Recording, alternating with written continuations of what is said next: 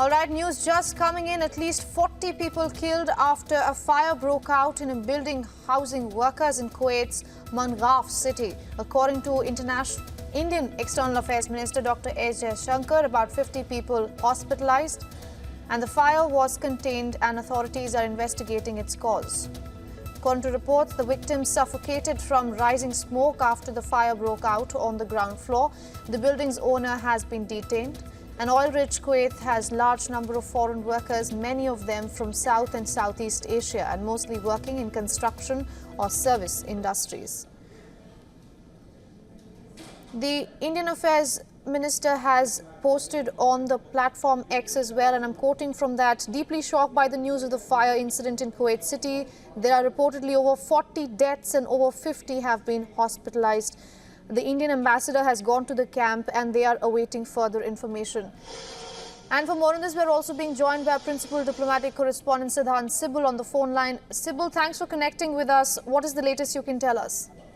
Well, a terrible tragedy. 40 Indians now feared dead in a tragedy where we know that approximately 90 Indians have been rescued. Many of the Indians have been now admitted at a hospital where the Indian ambassador just visited a short while ago. The Indian embassy has assured all support and is in constant touch with the Indians impacted. But it is a terrible tragedy. Remember, Kuwait has a large number of Indian community members who play an important role when it comes to the infrastructure development of the country. And essentially, the Indian External Affairs Minister has also tweeted out his condolences and pointed that essentially the Indian embassy is in touch with the Indians who have been impacted. But we are awaiting more details. Remember that this is a developing story. The Indian External Affairs Minister has, of course, confirmed that there are 50 hospitalization, and we are also awaiting as to the Indians, they belong to which states. That is also awaited, but this tragedy happened just a few hours ago, so we are still awaiting as to what has transpired, what caused the fire as well. So essentially a developing story, but let me repeat for the viewers who have just joined. First, 40 Indians are confirmed dead. Approximately 90 Indians have been right now rescued. There are Indians who are now in hospital, who are injured. Indian ambassador has gone to the hospital. The Indian embassy is in touch with the Indians impacted. And the Indian External Affairs Minister has extended his condolences. All right, Siddhant, thank you so much for getting us the latest from that developing story.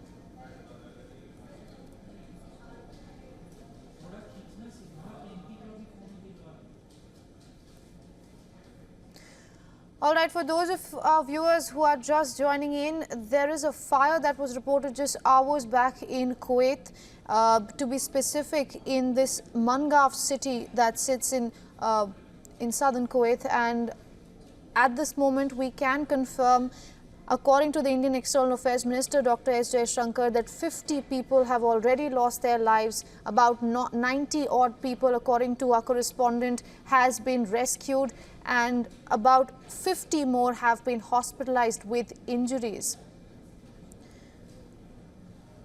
And to take the story further, let's go across to our Chennai correspondent Siddharth MP. Siddharth, what is the latest you can tell us? So the latest information that we are gathering is that, there are people from the southern states, including Tamil Nadu and Kerala, who are affected by this incident.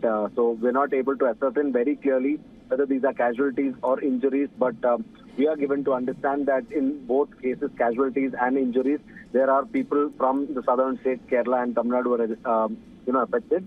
So what we have right now is that this is a very grievous case, and it's not just the fire and burn injuries, but also the asphyxia that is a result of the smoke and the fire and inhalation of the smoke and resultant toxic fumes that has actually led to this kind of a tragic outcome.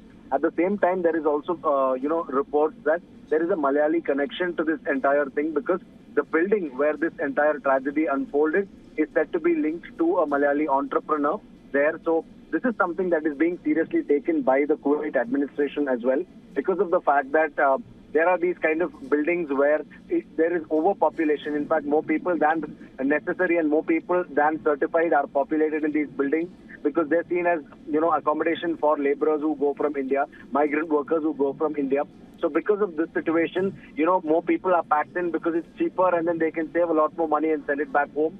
But this is something that the government there in Kuwait sees as a severe violation, because it's only because of such violations that such fire incidents lead to tragic accidents that are beyond control. Because if people within a necessary limit stay in that building, then things would have turned out different. But when a building is packed with residents and a fire accident takes place in the wee hours, that is in the morning hours in local time, then clearly, this goes on to show that there are violations within that building. So preliminary information shows that the building is linked to a Kerala-based entrepreneur, KG Abraham. This is the preliminary information that we have. And, most of the people who lived in that building are said to be employees of that, businessman's supermarket in that region. So, there are around 200 people who are said to have been living in that building from the adjoining region in Kuwait, and they were all said to be working in the supermarket and other establishments. So these are the people who are the likely victims of this immeasurable tragedy. All right, Siddharth, stay with us. For those of you who are just joining in, we are reporting on this fire that broke out in southern Kuwait, and about according to our sources, we are being told that about 40 people have already died, and 50 more are currently hospitalized, and about 90 to 100 people have been rescued from this high-rise building that you can see on your screens has been engulfed with a fire. And according to the Indian government, you see the Indian diaspora plays a huge part in Kuwait, according to population and economy as well. The workers, Indian workers, represent 61% of the total population of Kuwait. So it's a huge part of not just Kuwait's population but also the economy, and we are being told that the Indian ambassador to Kuwait has reached the hospital and is checking on what's the latest coming in. This is a developing story and we will be covering the story very closely. Stay with WION for more. For all the latest news, download the WION app and subscribe to our YouTube channel.